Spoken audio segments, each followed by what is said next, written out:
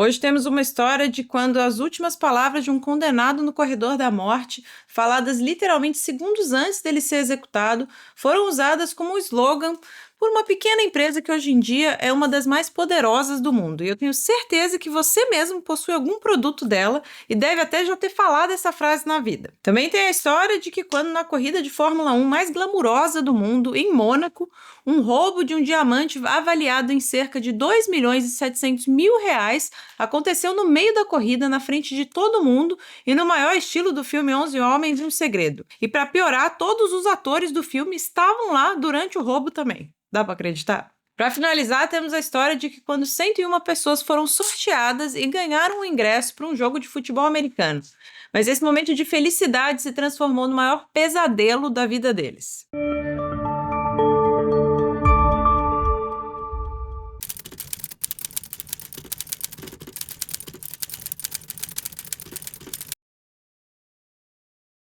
Fala, meu povo bonito! Eu sou a Su e sejam muito bem-vindos ao canal. Se vocês, assim como eu, gostam de histórias bizarras, crimes reais, teoria da conspiração, curiosidades, essas coisas assim bem bizarras e doidas, não se esquece de se inscrever aqui no canal, ativa aí o sininho da notificação pra você não perder nada e curte, comenta, compartilha, porque tudo isso ajuda muita gente aqui no canal, beleza?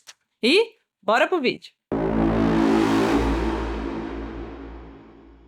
No dia 17 de janeiro de 1977, um homem de 36 anos chamado Gary Gilmore caminhou em direção a um galpão de uma fábrica abandonada na cidade de Draper, nos Estados Unidos. O Gary estava cercado por todos os lados por policiais armados. A mídia também estava presente e todo esse aparato policial era porque ele tinha sido condenado por um crime que chocou o país e eles estavam preocupados que o Gary ia tentar fugir ou se negar a entrar naquele galpão. Mas o Gary não tinha a menor intenção de fugir, na verdade ele estava ansioso para que aquele momento chegasse. Com as algemas nos pés e nas mãos e um policial de cada lado, ele entrou e deu de cara com um galpão enorme, mas completamente vazio.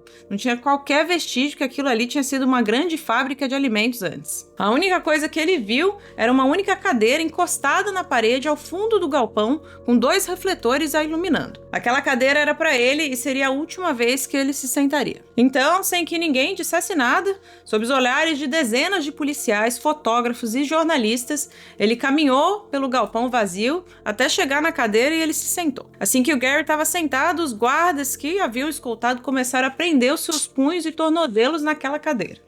Vai vendo. E enquanto faziam isso, o Gary estava completamente resignado com o que estava prestes a acontecer e ele não ofereceu nenhuma resistência.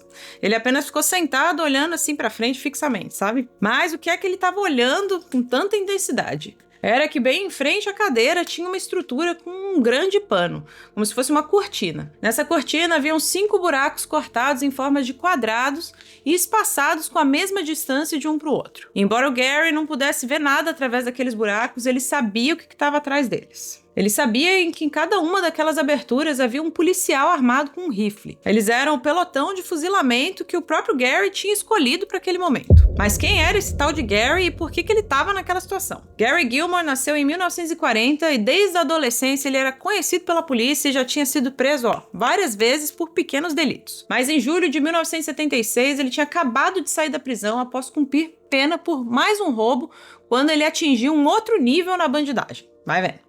Gary cometeu 2 assassinatos a sangue frio, matou um funcionário de um posto de gasolina e no dia seguinte um gerente de motel, ambos sem motivo aparente, simplesmente pela vontade de matar. Gente ruim, né? Ele foi capturado, assumiu os crimes e demonstrou uma frieza assustadora a não exibir nenhum tipo de remorso enquanto ele confessava as mortes. Ele foi condenado à morte e tanto seus crimes quanto a sua sentença receberam muita atenção da mídia. Sua mãe, junto com ONGs de direitos civis, fizeram uma enorme pressão na mídia para cancelar a sentença de morte e mudar a pena para prisão perpétua. Mas aconteceu algo surpreendente. Enquanto muita gente protestava em favor das vítimas e exigiam que ele fosse sim executado, surgiu uma pessoa que ninguém esperava para pedir pela pena de morte. O próprio Gary. Dá para acreditar? Ele não queria passar o resto da vida na prisão.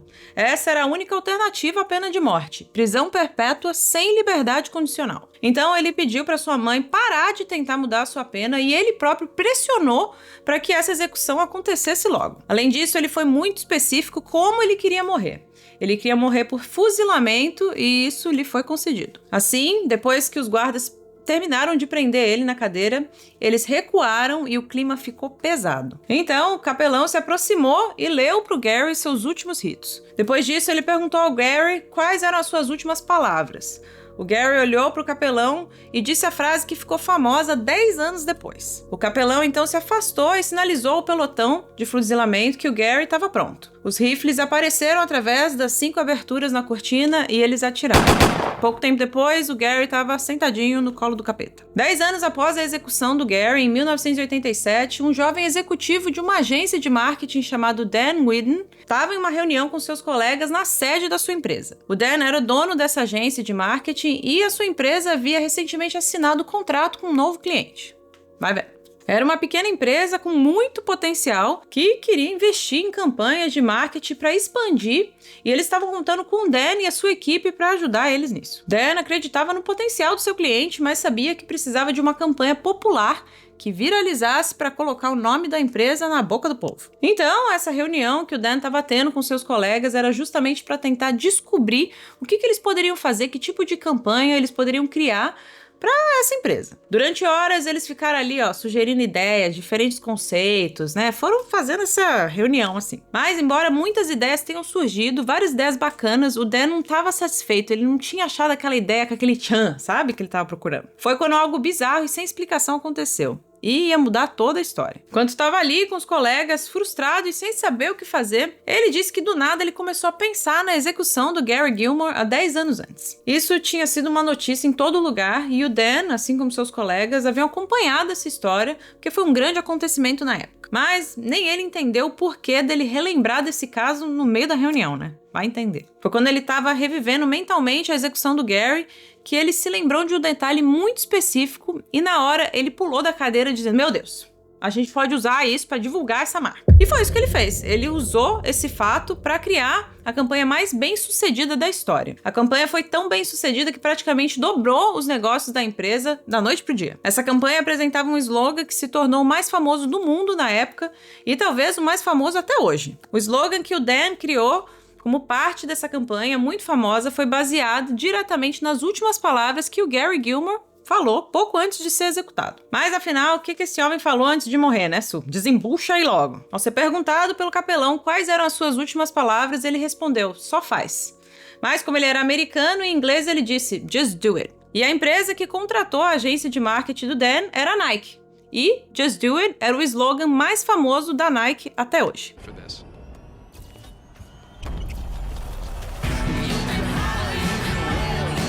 That was nice. Good luck with that.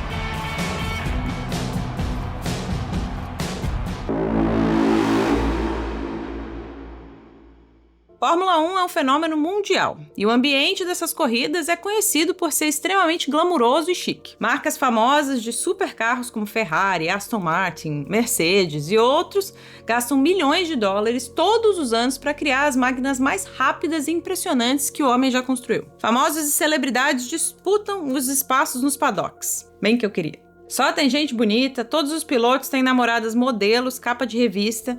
E as histórias das festas pós-corrida são emblemáticas. Os pilotos são tratados como verdadeiros superstars e, segundo o produtor, que é viciado em Fórmula 1, eles têm o emprego dos sonhos de 99% dos homens do mundo. Você que está assistindo, concorda com ele? Deixa aqui nos comentários que eu quero saber se todos os homens são assim. Mas tem uma corrida que é considerada a mais glamurosa de todas, que todos os pilotos sonham em vencer algum dia. E que para nós brasileiros essa corrida guarda um significado ainda maior, já que nosso querido Ayrton Senna detém o recorde de maior número de vitórias até hoje. E eu tô falando do Grande Prêmio de Mônaco.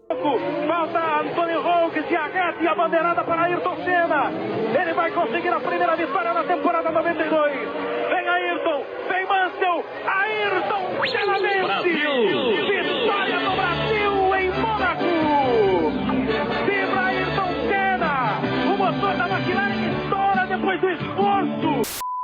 Embora equipes poderosas gastem milhões e milhões para desenvolver os seus carros, muita grana também rola em patrocínios e prêmios por vitórias e títulos. É um mundo que movimenta bilhões de dólares, mas nem todo mundo consegue uma fatia desse bolo aí não. Equipes menores sofrem com orçamentos reduzidos e dificuldade de conseguir patrocinadores para os seus carros. Por exemplo, enquanto a equipe da Red Bull cobra cerca de 11 milhões de reais se você quiser colocar um pequeno logotipo da sua empresa em uma área de pouca visibilidade por somente uma corrida. Outras equipes pequenas fazem de tudo para conseguir uma graninha aí qualquer. As equipes costumam ter alguns patrocinadores grandes para toda a temporada, mas é comum terem patrocinadores temporários para somente uma corrida, por exemplo. E foi um desses patrocinadores que gerou um dos casos mais controversos da história da Fórmula 1. Vai ver. O ano era 2004 e a equipe da Jaguar estava tendo mais uma temporada ruim. Ela ficou entre as últimas colocadas nos últimos anos e seu maior patrocinador, o banco HSBC, já estava ameaçando não renovar o contrato para o ano que vem. Seus carros estavam muito inferiores aos outros e o chefe da equipe não conseguia ninguém para investir e ajudar a bancar o resto da temporada. Foi quando no GP de Mônaco, o presidente da equipe conseguiu um patrocínio especial. O filme 12 Homens e um Segredo estava prestes a ser lançado nos cinemas. Aliás, eu adoro esses filmes da franquia aí, mas eu ainda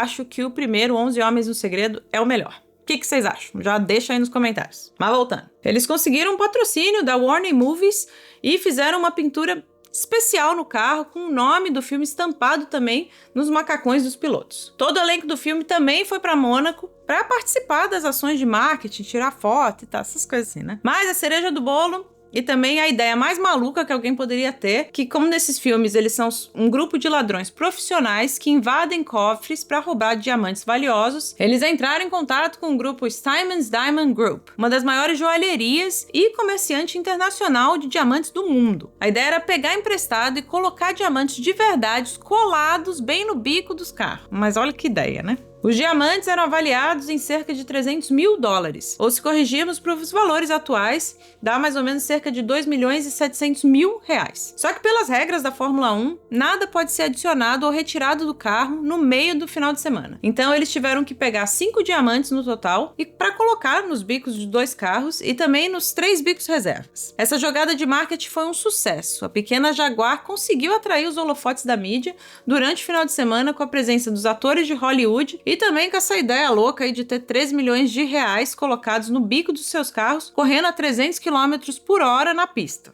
Olha só. Para piorar, nenhuma seguradora aceitou fazer o seguro dos diamantes. O risco era muito grande, né, meu povo? O GP de Mônaco costuma ter muitos acidentes e a chance de dar M era grande. Por isso, a equipe aumentou bastante a segurança e colocou uns brutamontes dentro dos boxes, de olho nos bicos dos carros, pra nenhum espertinho tentar passar a mão, não. Finalmente chegou o domingo, dia da corrida. Os 2 carros da Jaguar não se classificaram bem e largaram do meio para trás do grid, o que aumentava bastante as chances de se envolver em um acidente nas estreitas ruas de Mônaco durante a largada. Enquanto os mecânicos e engenheiros da Jaguar estavam focados em fazer uma boa corrida e conseguir alguns pontos no campeonato. Os donos dos diamantes só estavam torcendo para que ninguém se envolvesse em nenhum acidente, que os carros e os diamantes completassem a corrida intactos, né? Poucos segundos após a largada já rolou uma mega batida, mas por sorte os 2 carros da Jaguar desviaram e escaparam. Mas a alegria de pobre dura pouco, né, minha gente? Christian Klein era um novato na Fórmula 1 e essa era a primeira vez que ele corria em Mônaco. Ele estava indo até que bem, até que isso aqui aconteceu, ó. Ele acabou encostando com o aerofólio dianteiro no piloto que estava na sua frente. A asa quebrou, fazendo com que ele perdesse o controle e batesse de frente na barreira de proteção. O acidente foi em baixa velocidade e o piloto não se machucou. Mas eu sei o que você está pensando. Você quer saber do diamante, né? Pois é. Olha ali nas fotos. Ele não estava mais lá. Eu tenho certeza que com todo esse bafafá que fizeram no marketing desses diamantes, muita gente estava louco para ter a chance de meter a mão aí nessa bolada, né? Os primeiros suspeitos seriam os fiscais de pista que ajudaram a retirar os carros da pista. Dizem até que eles foram revistados depois da corrida. Imagens da TV foram analisadas para ver se alguém aproveitou aquele momento da confusão ali, achou a pedra preciosa e, ó, botou na cueca e saiu andando, né? O diamante simplesmente, ó, desapareceu. Alguns dizem que o diamante pode ter se soltado quando o carro encostou no da frente e quebrou a asa a cerca de 50 metros antes dele bater no muro. O diamante era relativamente pequeno e pode ter rolado pelo asfalto. Ia ser muito difícil achar sem interromper a corrida para fazer uma varredura ali, né? A pequena pedra pode ter sido varrida junto com detritos da pista e pode ter ficado em alguma parte da pista e quem sabe foi até encontrado por algum funcionário sortudo na hora de desmontar tudo lá, né? Já se passaram mais de 20 anos desde esse mistério e até hoje ninguém sabe o que aconteceu com aquele diamante milionário lá. Quem sabe foi a equipe do Danny Ocean que aprontou mais um roubo perfeito, assim como nos filmes, né? No fim das contas, essa história fez tanto sucesso, deu tanta mídia pro lançamento do filme, pra equipe da Jaguar, quanto pra joalheria, que eles declararam que não iam fazer nenhum BO na polícia e nem ofereceriam recompensa pra quem achasse o diamante e devolvesse. Só o que eles ganharam de publicidade gratuita valia muito mais do que os $300 mil do diamante, né? No fim das contas, tudo deu certo pra Jaguar, que conseguiu a grana pra terminar a temporada e no final do ano foi comprada pela Red Bull, que anos depois veio a dominar a Fórmula 1 com vários títulos mundiais. A gente sabe que futebol americano é uma febre lá nos Estados Unidos. Mas no ano de 1985, o time Washington Redskins estava em outro patamar. Eles tinham vencido a final de 2 Super Bowls e até o presidente americano tinha dado a eles o título do time do século. Quando tinha jogo em casa em Washington, era simplesmente impossível conseguir ingresso. O estádio estava sempre lotado e a fila de espera para comprar ingresso passava assim, de um ano. Olha que loucura. Mas quando um novo canal esportivo de televisão chamado Flagship International Sport Television foi criado, eles vieram com uma promoção incrível. Vai ver. Centenas de moradores locais e fãs do Redskins foram aleatoriamente selecionados e receberam cartas informando que eles tinham sido sorteados e que ganharam um ingresso VIP com direito a acompanhante para o próximo jogo que ia rolar. Eles cobriram os custos de transporte e o sorteado teria acesso à área VIP, coisa assim de gente fina mesmo, sabe? A única coisa é que os sorteados teriam que participar do evento de lançamento do canal e para pegar os ingressos pessoalmente nesse tal evento, que ia rolar alguns dias antes do jogo. Imagina só a felicidade do pessoal que recebeu essas cartas, né? Só tinham que levar um documento para comprovar que eram mesmo a pessoa sorteada e era só correr pro abraço e aproveitar o jogo na área VIP. Essas coisas não acontecem comigo não, gente. No dia do tal evento do canal de TV, um centro de convenção foi todo alugado para isso. Os portões só abririam ao meio-dia, mas já tinha uma fila enorme de sortudos lá formada do lado de fora. Aos poucos o pessoal foi entrando um por um. Eles eram recebidos pelo mascote do time, também tinha as animadoras de torcida que abraçavam eles e iam até a recepção para confirmar lá seus nomes. O clima tava de festa e todo mundo tava super animado e feliz, né? Depois de confirmar que a pessoa era mesmo a sorteada, eles juntavam grupos de 20 e os levavam para um outro salão preparado com mestre de cerimônia e tudo para finalmente receber os seus tão esperados ingressos. Mas aí, que quando eles menos esperavam, isso aqui aconteceu. Olha aí.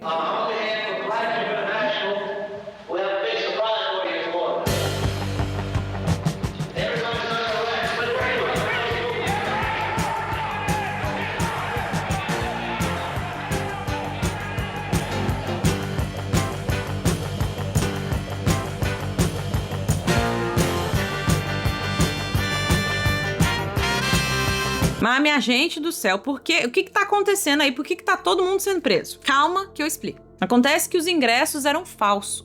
Nunca existiu sorteio nenhum, nem existiu tal novo canal esportivo de televisão. Era tudo uma operação secreta da polícia de Washington para prender um monte de fugitivos que tinham mandados de prisão expedidos contra eles. Eles aproveitaram a popularidade do Redskins e a dificuldade para conseguir ingressos para usar de isca e atrair os bandidos mais perigosos da cidade sem que eles nem imaginassem que eles estavam indo igual gado direto para baixo, sabe? Algumas das pessoas que estão vindo, nós temos 2 dos 10 fugitivos mais procurados aqui em DC. Cuide dele o mais rápido possível.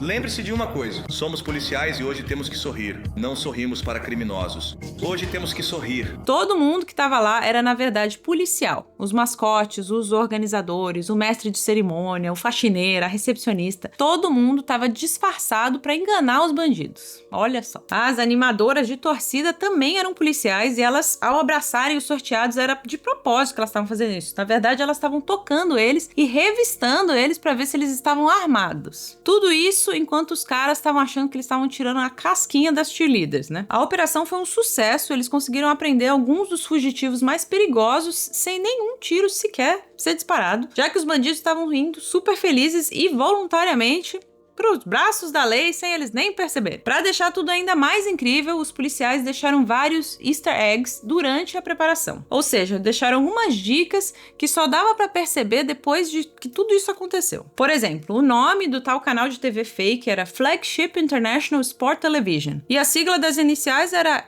FIST. FIS também é a sigla do grupo policial especializado em apreender fugitivos. O nome é Fugitive Investigative Strike Team, que em português é Força Tarefa de Investigação de Fugitivos. Além disso, as cartas que os sorteados receberam eram assinadas pelo presidente do canal de TV chamado I. Michael Ditton. Na verdade, o nome era um jogo de palavras que, se você inverter o sobrenome, fica I am wanted, que em português significa eu sou procurado. Na carta também tinha um número de telefone que os sorteados tinham que ligar e eles iriam falar diretamente com um gerente de negócios chamado Marcus Cran. Também era um jogo de letras. Se inverter o sobrenome, fica a palavra narc, que é uma gíria em inglês para policial infiltrado. No final das contas, eles prenderam 101 fugitivos que tinham mandados por vários crimes, incluindo assassinatos, estupro, agressão, tráfico de drogas, além de roubos à mão armada e muitos outros aí. Eles acharam que iam passar um dia de rei no estádio e ganharam, na verdade, uma passagem só de ida lá pro Chilindró mesmo. Então é isso, meu povo. Muito doido essas histórias, né? Se gostou, já aproveita e se inscreve aqui no canal, já deixa aí seu like, comenta, compartilha, faz tudo isso aí porque ajuda a gente aqui no canal, beleza? E a gente quer continuar fazendo vídeos aí de qualidade pra vocês. E vem aqui, vocês dois, que vão falar tchau aqui. Já estão prontos pra ir dormir, né? Como é que a mamãe faz? Fala. Então vamos fazer junto. 1, 2, 3 e já. Falou!